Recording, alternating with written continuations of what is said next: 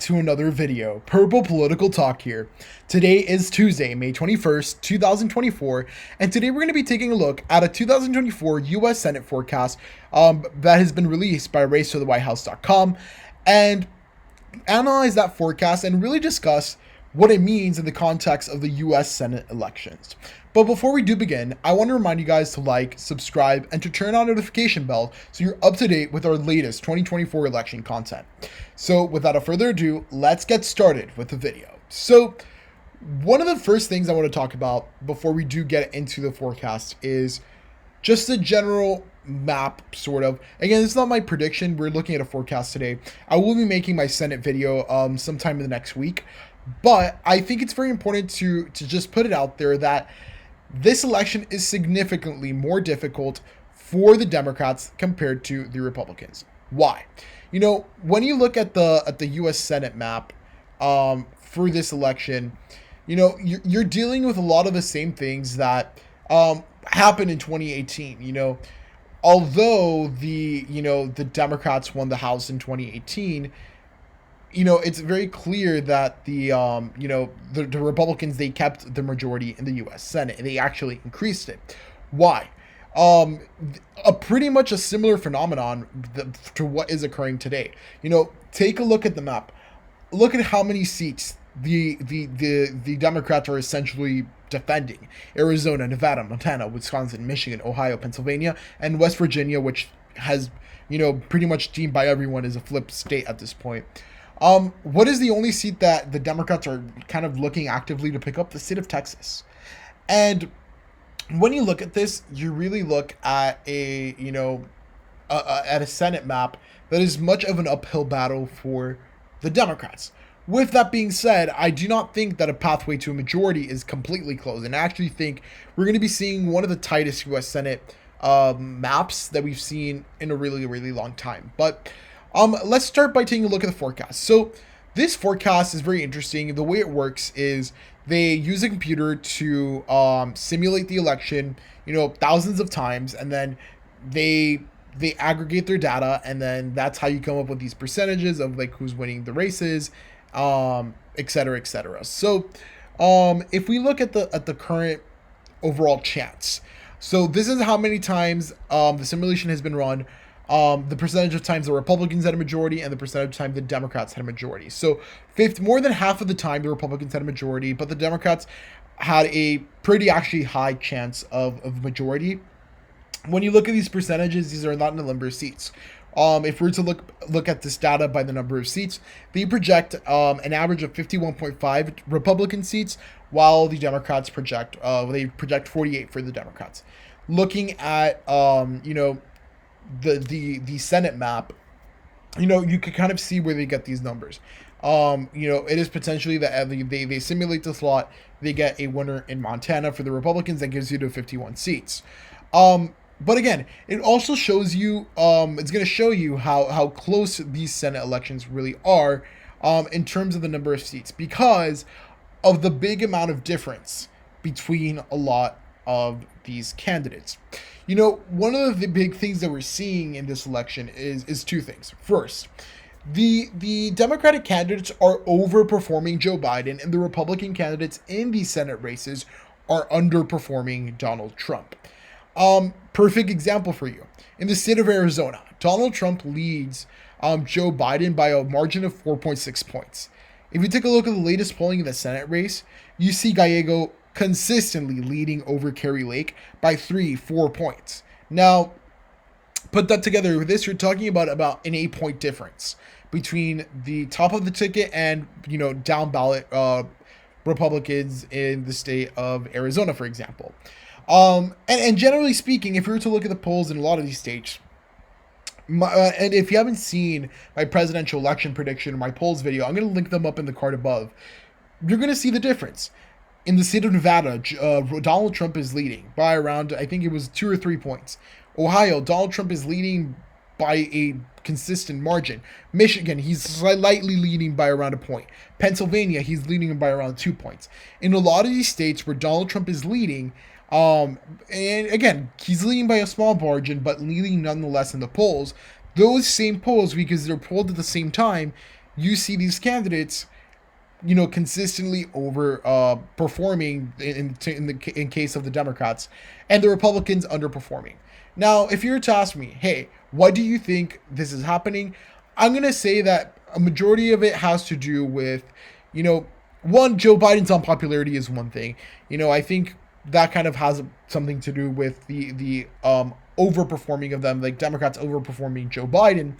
But at the same time, I think it also has to do with some Republican candidates having to go so far to the right when it comes time to win their primary, and that ends up coming to bite them when it comes to the general election. I think, there's a lot of people in a lot of states and where, Republicans easily or have the potential to win. I mean, Donald Trump is doing it, and again, you would have asked me years ago, hey, do you think that down ballot candidates would be underperforming Trump? I would have told you you're crazy in a lot of these states, because I think it was more likely to see Donald Trump underperform some of these down ballot candidates in places like Arizona, and even places, I mean, the Midwest, I sort of understand more. You have a lot of incumbent senators, but in places like Arizona and Nevada, it's a bit crazy that these candidates are, underperforming President Trump, right?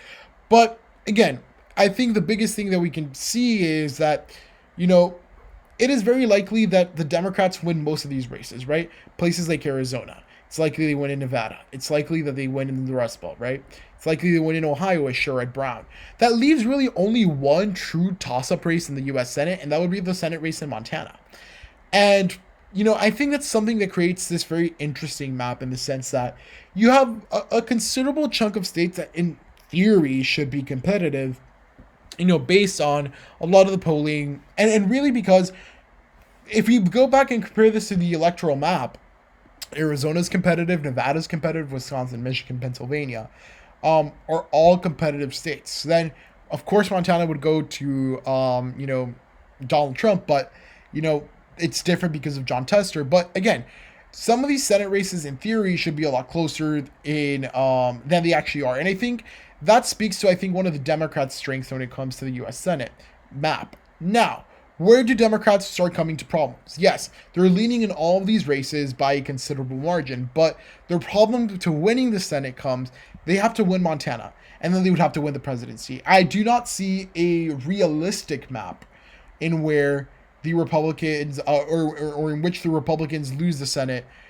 by more than one seat. Like, I don't see the Democrats reaching 51 seats, because frankly, I don't think, there is some situations in which Ted Cruz loses his seat in Texas, and who knows, maybe Rick Scott loses loses in Florida, but I find it highly unlikely. Those are going to be, you're going to be talking best case scenarios for the Democratic Party if that happens. Meanwhile, in a best case scenario, imagining that everything goes well in the presidential race and that translates into the Senate races, you could easily, realistically see a Senate map of a 57 seats. For the Democrats, you're only talking about 52 seats max. And you see, that's going to be a trend that you're going to be seeing that causes issues for the Democratic Party when it comes to these Senate races. But going back to the forecast, you really are going to see that trend. Here they have pretty much 50 seats, which they think are lean or likely Republican, 49 seats lean or likely Democrat, leaving, like I said, that one seat in Montana. And I completely agree with this. Mind you, I do think that some of these margins they had by going that I showed you earlier are a little bit off, but I do think that's ultimately a possibility of how these races are going to, turn out.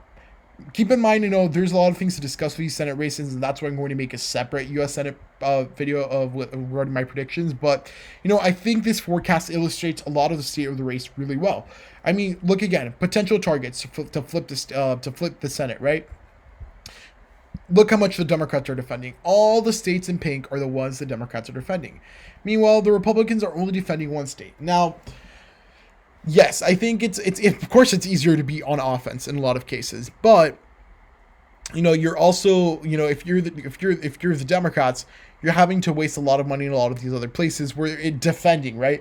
Because realistically, the Republicans have a pathway to winning the Senate simply by just winning West Virginia and winning the White House. Which again, current polls, current forecasts, current indicators show Donald Trump is the front runner to win the White House right now. Again, things are bound to change. There's a lot of things to be discussed when it comes to his cases. Whatever you may think of that might have an impact on some voters.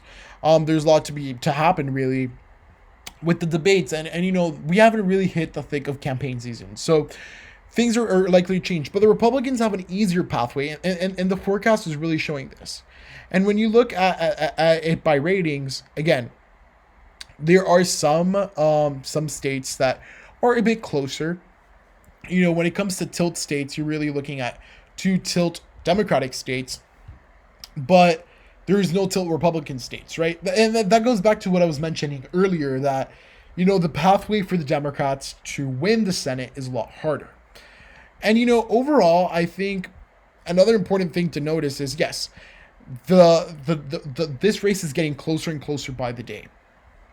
I think this forecast was started at the beginning of last year. Now that we've gotten, more information as to who candidates are, as to how the general election is looking like, then, the elections are for sure definitely going to get closer. But overall, if you look at the Senate map, if you look at this forecast, and what it really shows is, realistically, the U.S. Senate is looking likely Republican at this point.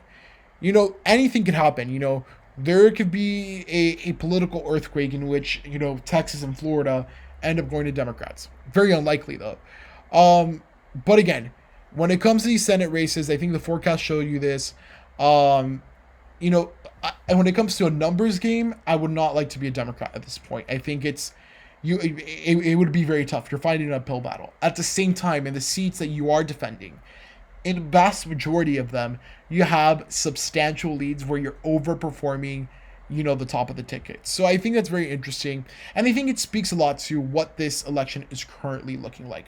With that said, I want to hear what you think down in the comments below.